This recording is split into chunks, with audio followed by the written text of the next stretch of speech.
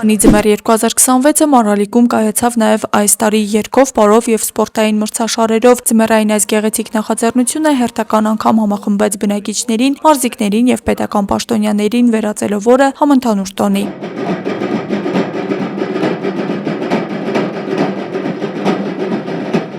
Միջոցառման շրջանակում համայնքի ղեկավար Արման Սարիբեկյանը հյուրընկալել է Հայաստանի Հանրապետության կրթության, գիտության, մշակույթի և սպորտի նախարարի տեղակալ Հասմիկ Ավագյանին, Շիրակի մարզպետ Դավիթ Արուշանյանին, մարզպետի աշխատակազմի պատասխանատուներին, ինչպես Շիրակի, այնպես էլ հարևան մարզի համայնքների ղեկավարներին։ Արման Սարիբեկյանը ողջունեց ներկաներին ու փաստեց նախորդ տարվա ընթացքում մարզական ու կրթամշակութային ոլորտներում համայնքի ձեռքբերումները։ Հարկ է նշել, որ 2025 թվականը Անի համայնքի մարզական կյանքում նկատելի հետ թողեց,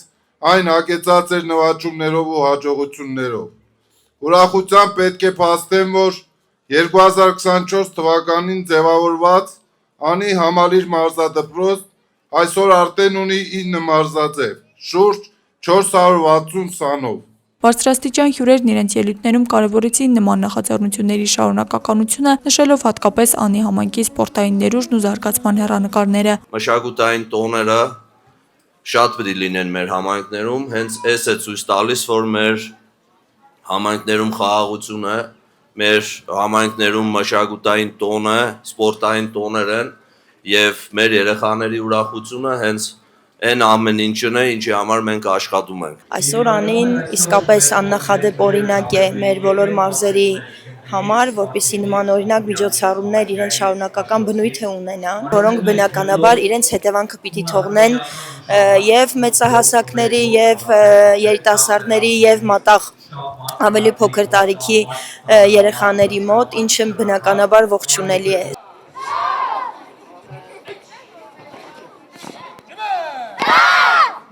Բացման հանդիսավոր արարողությանը մասնակցեցին եւ իրենց անզուգական կատարումներով ներկայացան անեցի տաղանդավոր երգիչ երգչուհիները, Մարալիկի արվեստի եւ երաժշտական դպրոցների սաները։ Անի ձմեռ 2026-ը վաղուց արդեն վերածվել է այն հարթակի, որը համախմբում է ոչ միայն համայնքի բնակիչներին, այլև հարևան համայնքների մարզիկներին ու ներկայացուցիչներին Անիի հարքի ներքո նշելու ձմեռային այս մեծամասշտաբ միջոցառումը։ Միջոցառումը հիմնականում միտված է նրան, որպեսզի